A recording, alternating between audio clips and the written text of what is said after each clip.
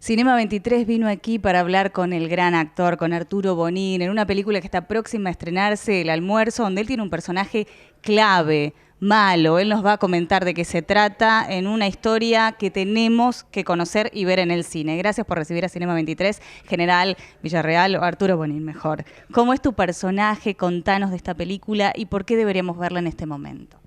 Mi personaje es uno de los personajes de los que menos se ha hablado en la historia durante la época de la dictadura y en la época posterior, pero que formó parte del núcleo duro de lo que fue las Fuerzas Armadas y el aparato represivo. Fue el secretario general de la presidencia durante el gobierno de los militares y durante el gobierno especialmente de Videla, y es el que ideó una serie de cosas, desde los campos de concentración hasta un plan económico junto con Martínez de Oz y demás, y lo llevó adelante con mano de hierro, con mano dura, como eran los militares. Me gusta que estos personajes salgan a la luz, me gusta conocer este tipo de cosas. Cuando leí el libro, yo tenía alguna referencia del general de Villarreal. Cuando leí el libro pude bucear más en su interior, pude conocerlo un poco más y es aterrador, realmente.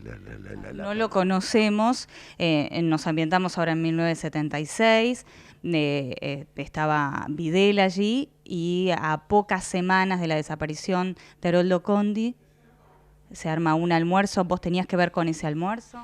Sí, ahí es un almuerzo donde un grupo de intelectuales se reúnen con Jorge Rafael Videla, algunos de ellos con la intención de hablar de Haroldo Conti y de su desaparición.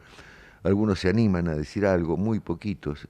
El padre Castellani, fundamentalmente, que había sido profesor de él, que estaba en ese almuerzo, el padre Castellani, estaba Ratti, que en ese momento era presidente de la SADE, estaba Jorge Luis Borges, estaba Ernesto Sábato, y Videla y el general Villarreal, que habla muy poco Villarreal, pero mira muy fuerte. Claro, y a la par, ahora que te estoy escuchando que nos contás, ¿tuvo quizás algo que ver en lo que se iba a hablar en ese almuerzo? Sí, yo calculo que sí, era un estratega, era uno de los pensantes de las estrategias y demás, calculo que sí, no lo tengo, no es fehaciente, no lo tengo con cierto grado de certeza eso, pero calculo que sí por la envergadura que tuvo dentro de lo que fue el aparato represivo y el aparato militar en general. La búsqueda era poder alinear de alguna manera, aparte de la cultura. Sí, bueno, este siempre fue el objetivo, ¿no? Tener en un puño o tener en una mano todos los sectores que componen una sociedad, y la cultura no era ajeno a ello y lo tenían muy claro, eso, que la cultura era un bastión fundamental, tener a la gente de la cultura, básicamente los famosos, los escritores famosos y demás, en un puño.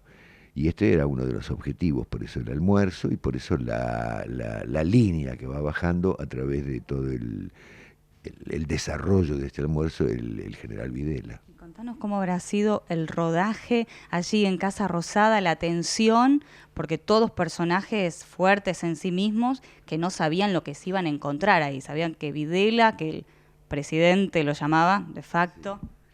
Sí, fue muy movilizante el espacio, el lugar, saber que en ese lugar se había llevado a cabo el almuerzo ese, saber que podíamos de alguna manera reproducirlo ahí.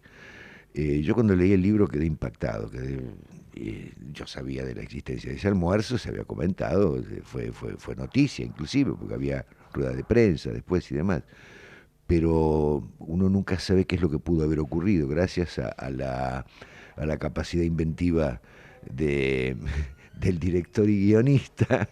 Pudimos de alguna manera bocetar algo que pudo haber ocurrido y que calculo que ¿Hubo no cambios así en el guión o en realidad ya le llegaron los libros y se respetó a rajatabla? no hubo absolutamente ningún cambio. Lo que pasa es que proponer un cambio hubiese sido, por un lado, no sé, creo que invadir una zona que no nos correspondía, por un lado.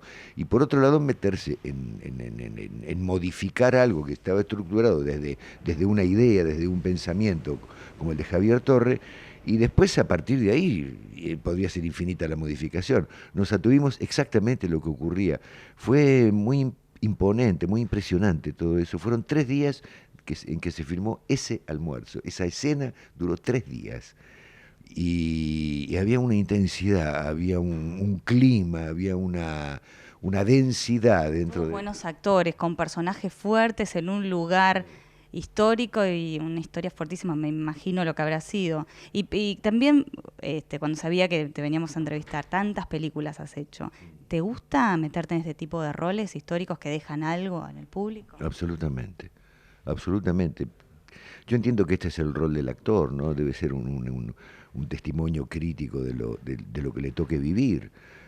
Puede haber también desde ya un cine de entretenimiento, que me parece perfectamente viable, pero si me dan a elegir yo prefiero suscribir este tipo de cosas. Desde el Bordavere que me tocó interpretar una vez, a esto hay un salto enorme, he hecho otros próceres, por decirlo de alguna manera, tanto en cine como en teatro. Ahora estoy encarando un Irigoyen, a don Hipólito Yrigoyen, estoy encarando nada más y nada menos. Pero sí, me interesa, me parece que es una función que debe cumplir el actor, un rol que debe cumplir el actor, tratar de despertar en los espectadores por lo menos la curiosidad de saber si fue realmente así el hecho o tratar de investigar a ver cómo fue. Y bueno, eso es meternos en nuestra historia, es empezar a también entender quiénes somos y por qué somos como somos.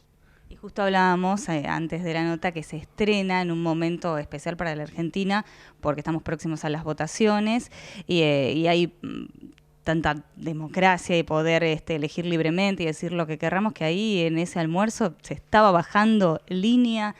¿Cómo crees que lo va a tomar la juventud? Quizás que lo va a tomar como ciencia ficción, porque muchos no han vivido esa parte de la historia. Yo calculo que sí, es impensado, ¿no? Para ciertas y determinadas mentes actuales que alguien te pueda prohibir pensar, que alguien pueda prohibirte pensar en alguien. No nos olvidemos que en este país existió un plan Conintes, donde no se podía hablar de peronismo, donde la palabra Perón estaba prohibida, donde no se podía hacer ninguna asociación a lo que fuese el régimen peronista. Entonces es muy extraño esto, y esto no pasó hace 1 millón de años, hace muy poco pasó. Y yo creo que es un servicio que se presta desde el cine, es un servicio que se presta desde el arte como para que estos hechos no vuelvan a ocurrir. Tomar conciencia de que esto puede llegar a pasar porque los hombres lo han hecho, los hombres lo han llevado adelante. Y bueno, fortalecernos lo suficiente como para decir, bueno, hasta acá.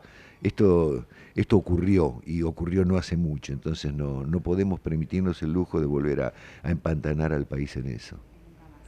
Bueno, gracias por recibirnos. Y en Cinema 23 tenemos siempre una premisa, donde actores y directores nos dicen qué película los motivó, los inspiró. Estamos armando un ranking. ¿Se te viene así a la mente una o dos películas? Pueden ser de hace años. Sí, sí, sí, muchas películas, muchas. Mi vida transcurrió en el cine, mi infancia y mi adolescencia transcurrieron en el cine. Yo me crié en Villa Ballester, iba a la escuela a la mañana y el premio más grande era poder ir al cine a la tarde. Y hubo infinidad de películas que me formatearon de alguna manera, pero el descubrimiento de un Fellini, el descubrimiento de un Soffici, el descubrimiento de un Torre Nilsson, el descubrimiento de un Antin. Hay una película que para mí que yo la buscaba, el otro día lo conté en una nota, inclusive la buscaba la película para ir a verla porque era como un levantón para mí, que era Sorba el Griego. El libro me había impactado muchísimo y cuando vi la película no me decepcionó para nada. Y ese final que tiene con esa explosión de alegría a pesar del dolor, a pesar del fracaso, a pesar de los inconvenientes, pero es una película que a mí me propone optimismo y me propone vivir. Muchas gracias. Te molesto con lo último. Si puedes decir, nos vemos en Cinema 23 o te esperamos en Cinema 23 porque lo hacemos para la venta de la peli. Sí, nos vemos en Cinema 23, por favor, los espero. Un abrazo. Muchas gracias. Muchas gracias. Bueno, cuando tengamos las notas yo se la hago